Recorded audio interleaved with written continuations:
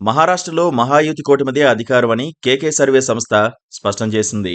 ఆ మేరకు కూటమి లీడ్లో కొనసాగుతోంది. మహారాష్ట్రలో మహాయుతికి 225 స్థానాలు వస్తాయని కేకే అంచనా వేశారు. ఊహించినట్టే కూటమి అన్ని స్థానాల్లో లీడ్లో ఉంది.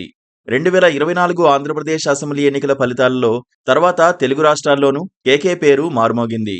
హర్యానా ఎన్నికల ఫలితాల తర్వాత కేకే సర్వే తప్పడంతో ఆయన సర్వేలపై తీవ్ర విమర్శలు వ్యక్తమయ్యాయి. గాలి లెక్కలు చెబుతున్నారంటూ కేకేపై ఎన్నో విమర్శలు వెల్లువెత్తాయి. హర్యానాలో కేకే సర్వే తప్పడంతో ఆయన కుంగిపోలేదు. లోపాలను సరిచేసుకుని మహారాష్ట్రలో సరైన అంచనాలతో ముందుకొస్తానని విశ్వాసం వ్యక్తం చేశారు. హర్యానాతో పాటు తర్వాత జరిగే అన్ని ఎన్నికల్లో బీజేపీ గ్రాఫ్ తగ్గుతుందని ముందే చెప్పారు. దీంతో మహారాష్ట్రలో కేకే సర్వే ఎలాంటి అంచనాలను ప్రకటిస్తుందోనని అంతా ఎదురుచూశారు. అనూహ్యంగా జాతీయ స్థాయిలో ఏ సర్వే సంస్థ ఇవ్వని విధంగా మహారాష్ట్రలో 225 స్థానాల్లో మహాయుతి కూటమి గెలుస్తుందని కేకే ప్రకటించారు.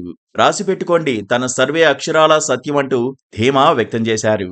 ఓట్ల లెక్కింపు మొదలుపెట్టినప్పటి నుంచి మహాయుతి కూటమి ఆధిక్యాన్ని కనబరుస్తూ వచ్చింది.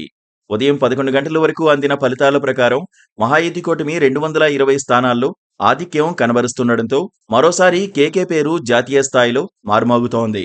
మహారాష్ట్ర ఎగ్జిట్ పోల్స్ వెల్లడించిన సంస్థల్లో కొన్ని గరిష్టంగా మహాయుతి కూటమికి 180 నుంచి 190 స్థానాలు ఇవ్వగా కేకే మాత్రం 225 స్థానాల్లో మహాయుతి గెలుస్తుందని విశ్వాసంతో చెప్పారు.